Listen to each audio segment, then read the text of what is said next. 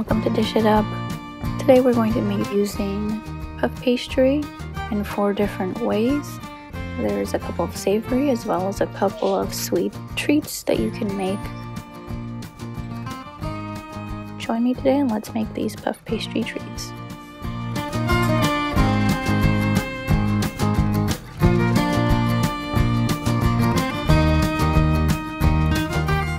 The first treat we're going to start off with is a sweet one, and what I'm doing here is just chopping up some blueberries and blackberries. I'm going to be combining that with a little bit of sugar in my bowl here and start getting them macerated just to get some of those juices released.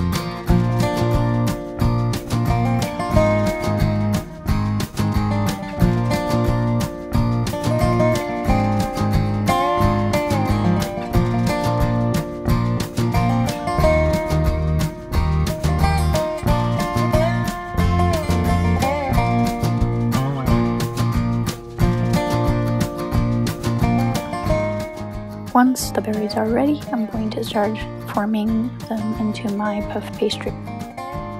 My puff pastry came in these squares, so what I'm going to be doing is adding a little bit of cream cheese right in the middle, just spreading that out just gently. We don't want to put any holes in the puff pastry though. And then I'm going to add my berries on top. And then what you want to do is cut slits down the sides about 1/4 inch thick on both sides, and then you're going to fold them over on each other.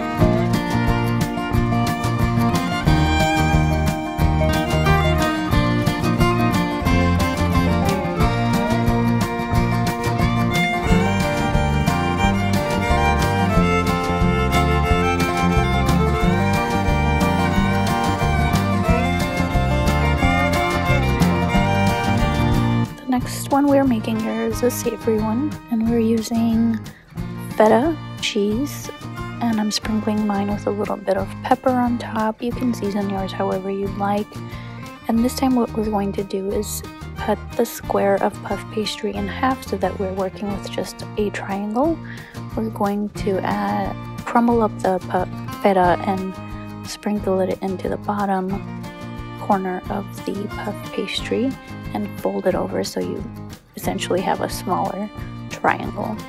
And we're not going to squish this down too much because we want the airiness in the pastry, and we'll just lay it down on our baking sheet.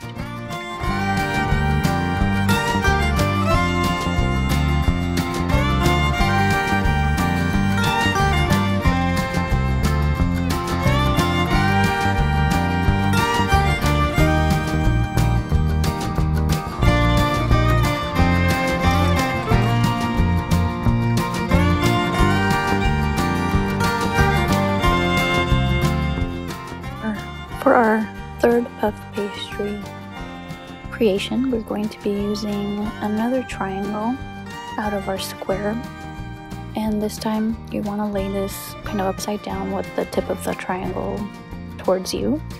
And what we're going to do here is that we're going to add a nut of your choice, something crushed up in the food processor or crumbled down with your hands. We're going to spread the nut mixture in the middle of the triangle, and then we're going to sprinkle a little bit of cinnamon and sugar on top. Now ideally you could do this part separately in a small bowl and combine them together and then sprinkle the whole thing into the puff pastry. And then what we're going to do is cut the slits down the side as we did in our first puff pastry creation and fold them over and place them down on the baking sheet.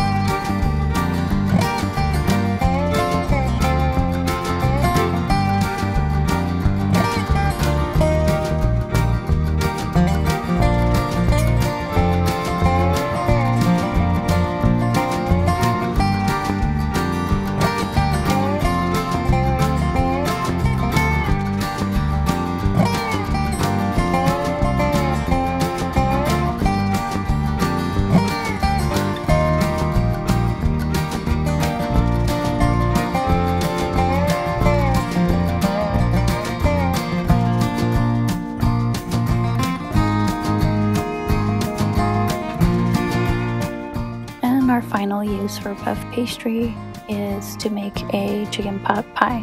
Now again, I'm using a square of my puff pastry, and I have a small dish of pot pie filling, and I have a video for this. I'll link in the cards and in the description below where you can see me making the filling and using the puff pastry. But what you'll do is put your filling into your pie dish and add your puff pastry on top with a couple of slits in the middle to release some air. And you can make these individual servings, which is the nice thing. Everybody gets their own little puff pastry on top of their pot pie.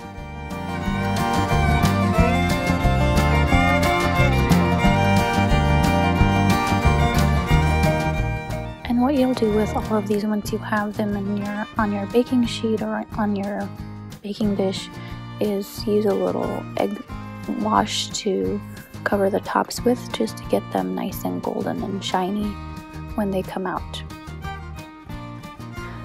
I've obviously made these in individual servings just to show here in the video, but you can obviously make whole trays of each type of these savory or sweet creations.